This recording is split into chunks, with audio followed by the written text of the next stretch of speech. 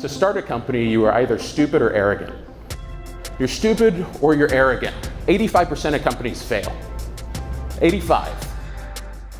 You've either started a company because you're not familiar with that statistic, you're not aware that most companies fail, or you think you're better than 85% of people who have started a company.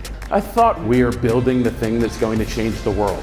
So if I had a narrator for this story, this is when he would say, it was at this moment that he realized he fucked up.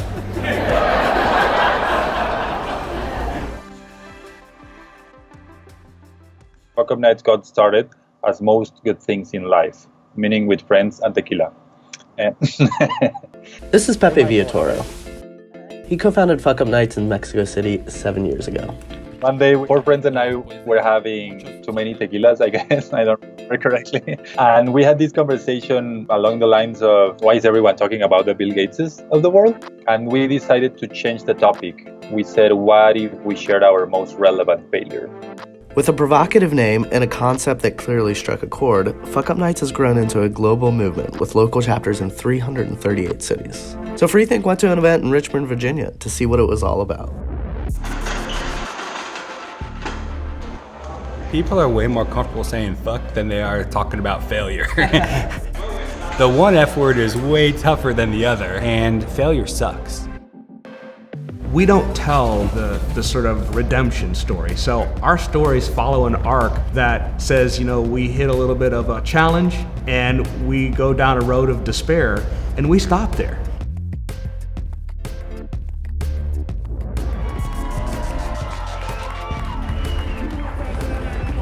I started a company called Painless 1099. The basic premise of Painless is we built a smart bank account for independent contractors.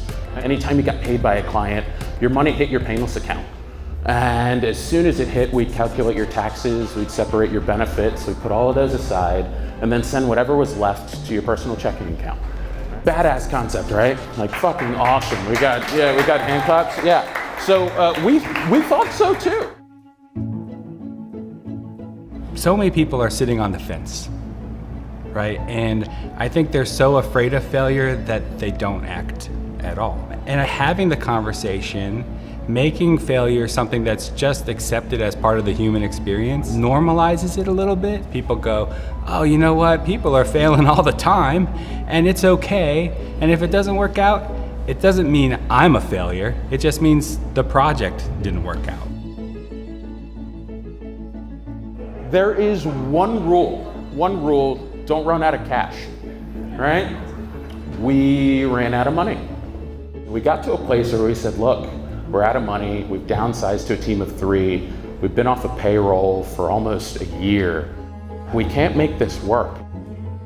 It was one of those moments where everything comes to a T and you realize the thing that I've built, the identity that I've created, the company that is my baby and means everything to me, may not do the thing I wanted to do. It may not be the success I wanted it to be. When we start being vulnerable, empathetic, and authentic, people start sharing their failure and analyzing your personal failures.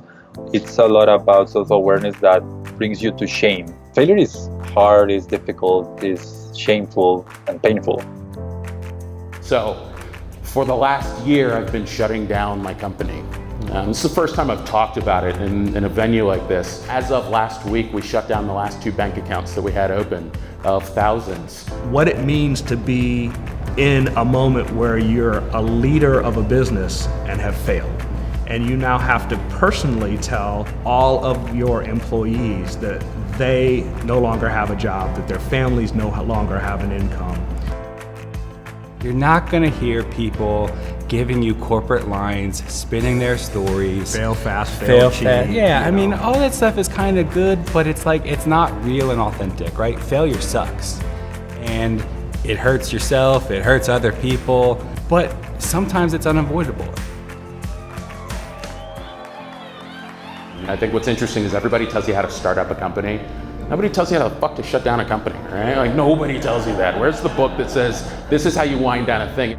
And I'm here today to say, I don't know what the next thing is. I don't know how this resolves. We all want these, I learned this thing from this story. I've looked back and you see some of the insights, but realistically, this is where I am today in this moment, figuring out what the fuck is next, and that's tough. People in general are just so hungry for no bullshit. I think Fuck Up Nights provides that venue where all types of people can come together and be united about a topic and learning from failure, because that's really, the focus is to learn, it's to be more mindful. It's not to dwell on the F word, it's not to dwell on the failures. It's really to have those genuine, honest, unfiltered conversations. And we think the Fuck Up Nights movement is really tapping into that and providing venues for people to do that. Thanks for watching. If you like this video, give it a like and subscribe to Free Think Now for more great videos every week.